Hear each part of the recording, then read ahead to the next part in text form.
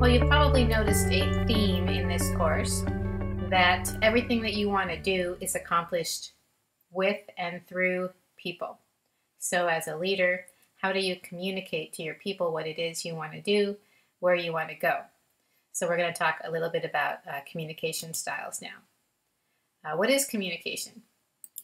Well, it's the process of transferring information from a sender to a receiver.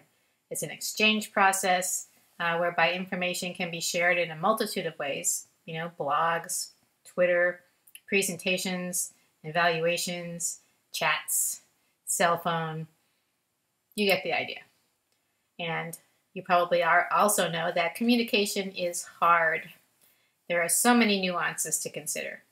Are you on the same page, the same frequency? In your speech class, were you ever told how to structure a presentation? To tell them what you're going to tell them, then tell them what you told them, and check for understanding. The sender and receiver must possess similar communication skills.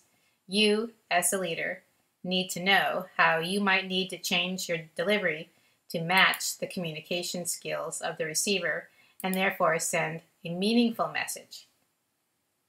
Sending a good message isn't good if the receiver doesn't understand what you're trying to tell them.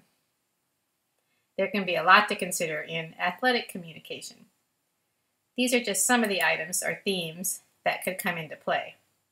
And according to the Ruley, Pratt, and Carpenter article, problem solving and communication technician remain at the top of the list as far as the role of your PR administrator is concerned.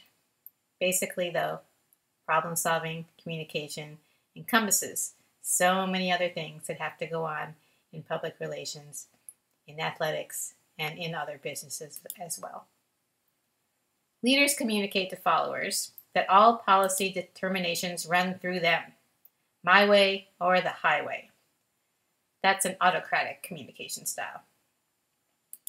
A democratic communication style is an open style, predicated on two-way communication, team and supportive approach. More of a dialogue. Laissez-faire is interesting, kind of characterized by an absence of formal leadership. Organizations rely instead on decisions made by groups and individuals, or really a complete absence of a leader. This is not necessarily a good or bad thing, but a leader cannot be in all places at the same time, so the followers do need to step up. Or perhaps the leader is a lame duck or no longer wants to lead. Sticky communication. How to achieve long-lasting effects. Really how you get your message to stick. As a leader, you put a lot of thought into your message, and you also have to think about your delivery and the lasting effects of your message. So not only how you perform best in the presentation of your message, but how your followers receive best and how they will understand your message. Communication occurs when the sender and the receiver are tuned in to the same frequency. Memorable messages accomplish two things: reflect their self-interest and reflect the interest of an organization to thrive. Of course, the message may be more memorable to some employees and not others, but this is why you need to know your employees and therefore know how to proceed. In many ways, though, this is trial and error until you get to know your people. Economic, moral, and social incentives serve as different ways to motivate followers and people new to an organization. It's key for leaders to have a diverse palette of strategies to motivate followers. Economic incentives refers to monetary incentives, for example. Moral refers to shared beliefs of the organization, and social refers to organizational behaviors that make followers feel liked, valued, and respected. The Magnuson article has a good discussion of social effectiveness in leadership. How can you get your work done through social networks? Again, this is working through people. You need to know what you can do and what your team can do, how they can receive your message. And while political skill seems to be the hot topic of the day, the others that are mentioned in the article should not be discounted.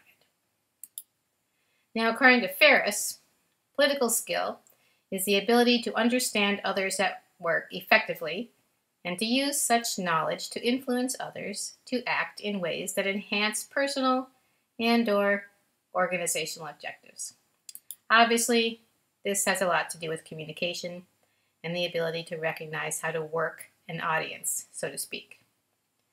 If we were in a face-to-face class, it would be fun to try some of the activities to understand them and learn about political skill that are suggested in the Magnuson article. You might want to take a look at those.